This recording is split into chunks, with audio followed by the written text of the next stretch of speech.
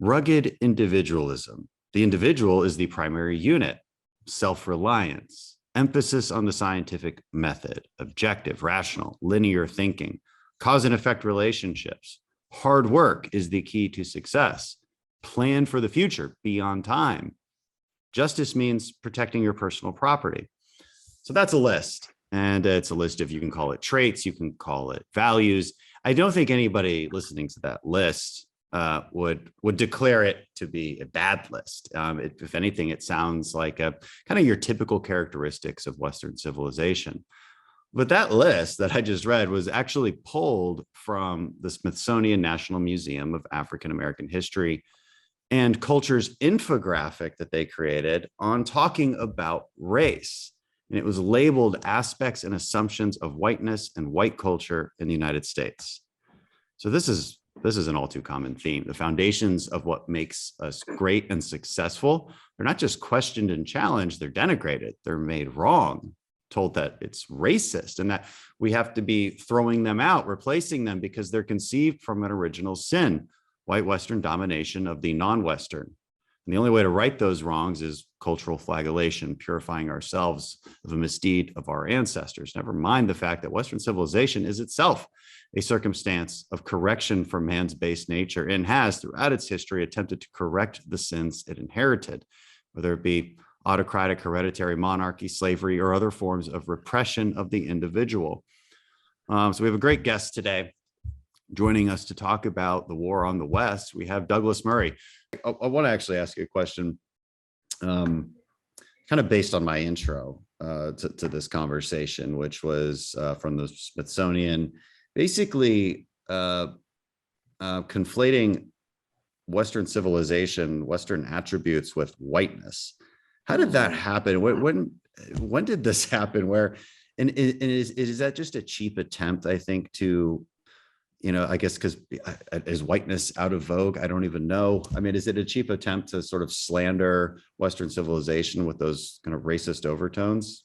Well, I mean, let's just accept that, first of all, what the modern left is trying to do in this relationship is to say that everything to do with white people is racist. And they keep overreaching, which is why, by the way, among other things that I said in the book, I'm kind of confident they're going to lose in the end. They keep overreaching so badly.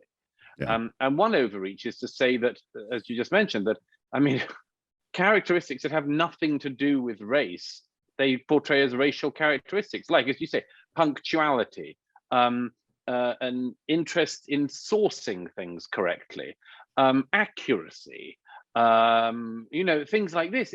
This is insane, as well as profoundly racist, to pretend that these are white traits, because what you're saying is, inadvertently maybe, Black people, Hispanics, Latinos, and Asians aren't able to make appointments on time. No. And can't add up and can't read. I mean, literacy was literally thrown in. So there's something profoundly racist about it, where they just, to everyone, and it's racist towards and so everyone. Profoundly stupid too, because it's so obvious that that's the counter argument, right? It's so yes. Obvious that the next, like, if you're making that list and you're at the Smithsonian and you're like, I'm doing a really good job, look at me go, I'm so anti-racist right now.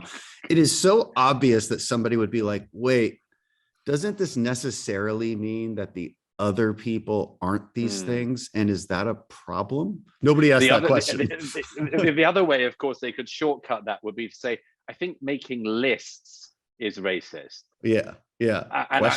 Objective questions are racist. Objective questions are racist. And I think there are people who've tried that. Of course, there are also other motives behind it, including motives of self-interest, and that has to be identified. There are a lot of people making a lot of money off this stuff.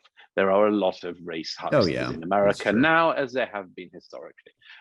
We all know what the sort of huckster pastor looks like, who says, you've got to send me money, otherwise I don't have my helicopter for Jesus.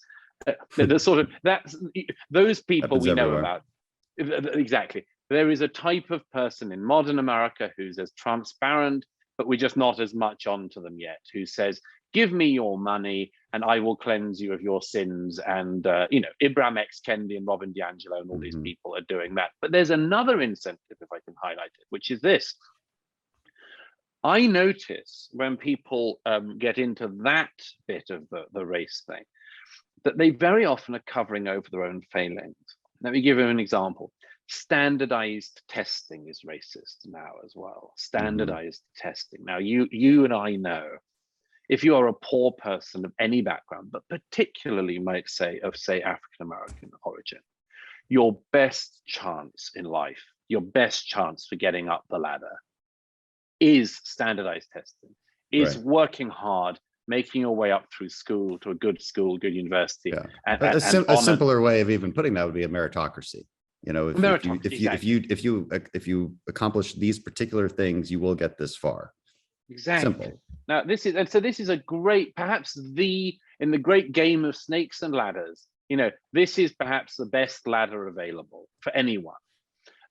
So what's happening at the moment? Standardized testing is, of course, said to be racist. When I watch people like Randy Weingarten of the American Teachers Association saying this, I can't help just sort of sitting back and thinking, isn't that convenient? American education standards are still woeful for a country with the GDP of America. For the amount that is spent per pupil on average across the country, literacy and numeracy rates in America are still, or should be, a national scandal. There are countries with far lower GDPs than the US that manage to educate their children far better than the United States does, which still has incredible numbers of people, as you know, leaving their schooling in America, still basically functionally illiterate and innumerate. So this is a great scandal. On top of that, people like Randy Weingarten allowed, permitted, and indeed encouraged American school children, including particularly those who were least advantaged, to miss an entire year or more of their schooling during the COVID era. Doesn't there seem to you, as there seems to me, something kind of convenient that at the end of that you could go, and we've decided that testing is a part of the problem? Right.